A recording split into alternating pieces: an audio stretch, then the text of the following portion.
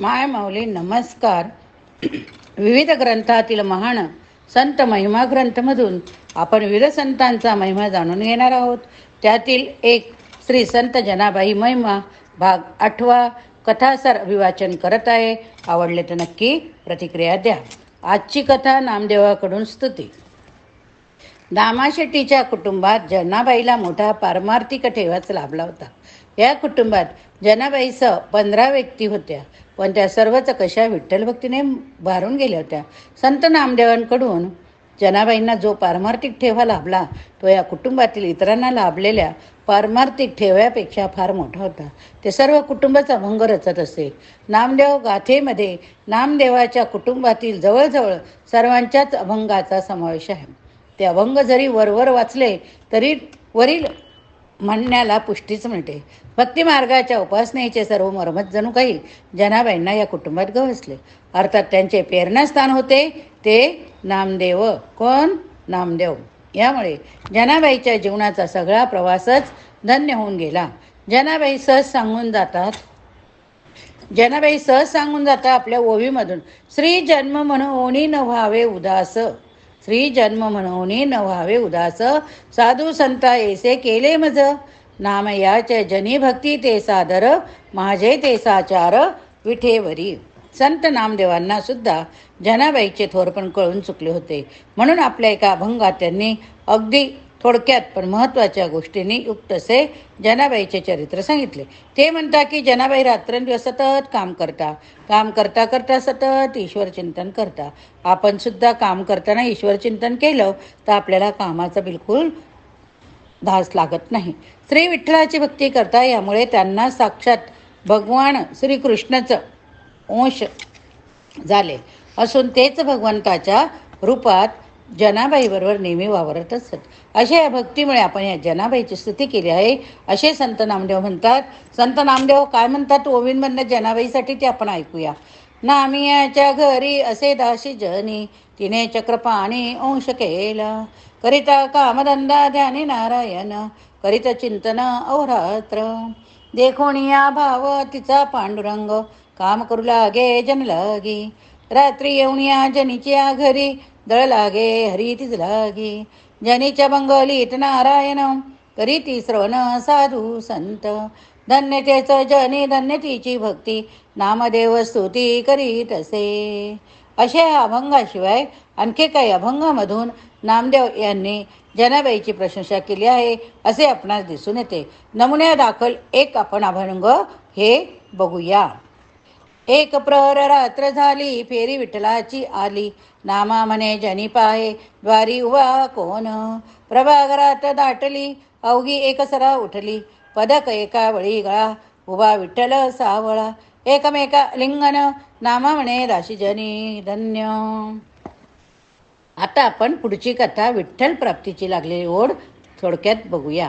जनाबाईच्या अंतःकरणात श्री विठ्ठलाखेरीज दुसऱ्या कोणाला सुद्धा अजिबात थारा नव्हता. ती सतत तोंडाने श्री विठ्ठलाचे नाव घेत असे. तिला प्रत्येक गोष्टीतच पांडुरंगाचा वास दिसत होता. ती रात्री झोपेत असली तर विठ्ठलाची संवाद साधत असे. अशी विठ्ठल रूपे, विठ्ठल नाम सर्वांगणात भिनलेली जना पंढरपुरात येणारी वारकरी नेहमी पाहिजे. वारकऱ्यांची चंद्रभागेत आंघोळ, नंतर पुंडलिक दर्शन, विठ्ठलाच्या महाद्वारात येतात तेथे घातलेले लोटांगण, विठ्ठलाचे दर्शन झाल्यावर तृप्तीच्या आनंदाने देवाण विसरून नाचणे, या सर्व गोष्टी पाहत होती. तिने आपले मायबाप सोडले होते. ती विठ्ठलाच्या प्राप्तीसाठी विठ्ठल प्राप्तीची अनिवार्य ओढ तिच्या मनात होती. प्राप्तीखेरीज तिला काही सुचत नव्हते. पांडुरंगही तिच्या भक्तीवर प्रसन्न होते, पण सहजासहजी दर्शन देईल तो देव कसला. देवसुद्धा जनाबाईची परीक्षाच बघत होता. म्हणून तर तो प्रसन्न असून ही तिला पटकन दर्शन देत नव्हता. ती पांडुरंगाची विनवणी करते. काय करते? पांडुरंगाची विनवणी. गंगा गेली सिंधुपाशी, त्याने अवेरले तिशी, तरी ते सांगावे कवनाला, ऐसे बोले बा विठ्ठल, जळ कोपे जलचरा, माता अवेरी लेकुरा, जन्मणे शरण आले, अवेरिता ब्रीड गेले. अशा तऱ्हेने ती आपल्या आळवणीमधून श्री विठ्ठलापुढे पेच उभा करते. पण अशा पेचाला पांडुरंग कसा काय दाद देतात? मग विठ्ठलाच्या दर्शनात ती अतिशय आतुर होते आणि आपल्या अंतःकरणापासून कळवळून देवाला हाक मारते. काय हाक मारते? ए रे माझ्या रामा, मनमोहना मेघश्यामा, संत मीसे भेटी, देई देई कृपा गोष्टी, आमुचीच कवी जन्मव्याधी, आम्हा देई हो समाधी, जनी म्हणे चक्रपाणी, करी ऐसे ही करणी.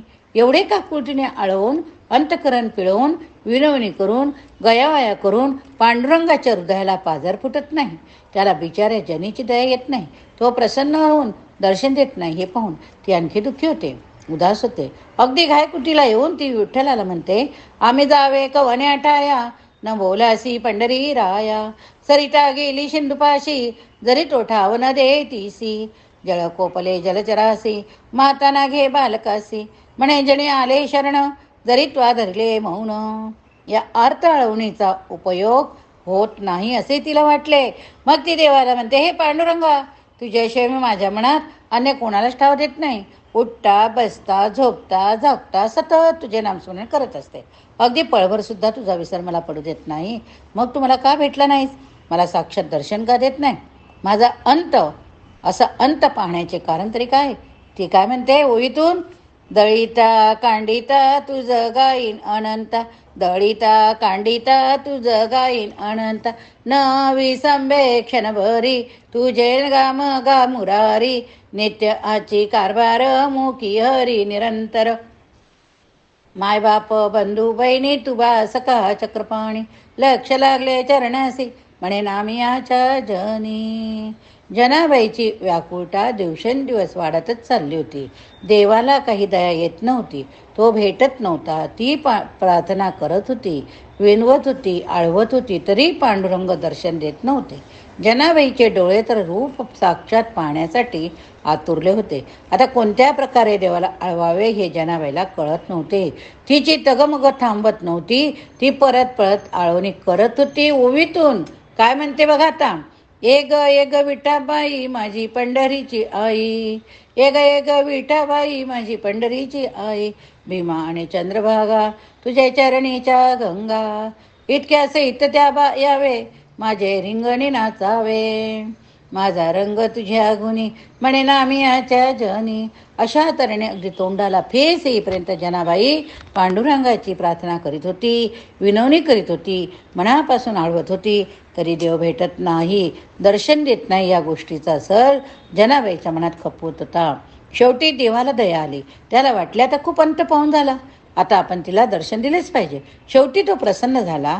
जनाबाईच्या चित्तात ही प्रसन्नता बरसू लागली. या चराचरात चैतन्य भरून राहिले असे तिला वाटले. भूवर असलेल्या प्रत्येक वस्तूची, प्राण्यांची, झाडा झुडपांच्या हालचाली विठ्ठलाच्याच प्रेरणेने होत आहे असे तिला वाटले. सर्वत्र तिला देवाचा वास असल्याचे जाणवू लागले. तिला सर्वत्र देवाचा भास होऊ लागला. ती काय म्हणते ओळीतून, देव खाते देव पिते देवावरी मी निजते, देव खाते देव पिते देवावरी मी निजते, देव देते देव घेते देवा सवे व्यवहारिते, देव येथे देव तेथे देवाविन नाही रीते, जनी म्हणे विठाबाई वरुणी उरली अंतरबाई. जनाबाईला एकदाचे पांडुरंगाचे दर्शन झाले. मनोकामना पूर्ण झाली. तडफडणारे अंतर निमाले. आपण आता सर्व काही भरून पावलो असे जनाबाईला वाटले. ती मनात म्हणत होती, याचसाठी केला होता अट्टहास, या अट्टहासाचा शेवट सुद्धा गोड झाला होता. म्हणून जनाबाईला असीम आनंद झाला. या आनंद विभोर अवस्थेचे वर्णन करताना जनाबाई आपल्या ओळीतून म्हणतात, चिंतनी चित्ताला लावी मनाच्या मनाला, उन्मणीच्या मुखा आता पांडुरंग भेट देता, कवटाळूनी भेटी पोटी जनी मने सांगू गोष्टी. पांडुरंगाच्या दर्शनाने ती स्वतःला धन्य धन्य मानू लागली. आपले जीवन कृतकृत्य झाले असे तिला वाटू लागले. या दर्शनाने तिच्या जीवाची शिवाची भेट झाली होती. त्यामुळे तिला जो आनंद झाला तो वर्णन करताना ती म्हणते, काय म्हणते, जोड झाली रे शिवाची, भ्रांत मिटली जीवांची, आनंदाची आनंदाला आनंद बोधीची बांधला, आनंदाची लहरी उठे ब्रह्मानंद गिळीला पोटे, एकपण जेथे पायी तेथे वितप्ती उरली नाही, ऐसी सद्गुरूची करणी दासीजनी विठ्ठल चरणी. या आनंदामधूनच जनाबाईला येथे तेथे सर्वत्रच आत्मभावाची अनुभूती येऊ लागली. जणू या आनंदामुळे तिला उन्मणी अवस्था प्राप्त झाली होती. तिच्या कानात अनाहद नाद घुमू लागले. त्या नादाच्या नादात आपला स्वर मिसळून ती म्हणाली, काय म्हणाली? शून्यावरी शून्य पाही तयावरी शून्य आहे. प्रथम शून्य रक्तवर्ण त्याचे नाव अधः हा शून्य. ऊर्ध्व शून्य श्वेतवर्ण मध्य शून्य श्यामवर्ण महाशून्य वर्ण निळ त्यात केवळ स्वरूप. अणुहात घंटा श्रवणी ऐकून विस्मय झाली जनी. अशा तऱ्हेने पारमार्थिक उन्मणी अवस्था पाहून झाल्याने तिचा या लौकिक जगाशी संबंध राहिला नाही. मग लौकिक जीवनाचे बंध तरी तिच्या ठाई कसे काय शिल्लक राहतील बरे. यामुळेच आता आपणास कोण काय म्हणेल, कोणास काय वाटेल, कोण काय करेल ह्या गोष्टीची पर्वा न करता ती पांडुरंगाच्या सेवेत जीवन कंटणार होती. हातात टाळ, गळ्यात विणा आणि खांद्यावर पताका घेऊन ती पांडुरंगाचे भजन करीत राहणार होती. तिला आता कशाची चिंता राहिली नाही हो. ती काय म्हणते बघा आता परत. डोहीचा पदर आला खांद्यावरी भरल्या बाजारी जाईन मी. हाती घेईन टाळ खांद्यावरी विणा. आता माझं मना कोण करी पंढरीच्या भेटे पांडिली पाल. मनगटावर तेल घाला तुम्ही जनी म्हणे देवा मी झाले सभा रिघाले केशवा घर तुझे. या ठिकाणी ही गोष्ट संपली. पुढील गोष्टीत काम करीत पांडुरंग आपण बघूया.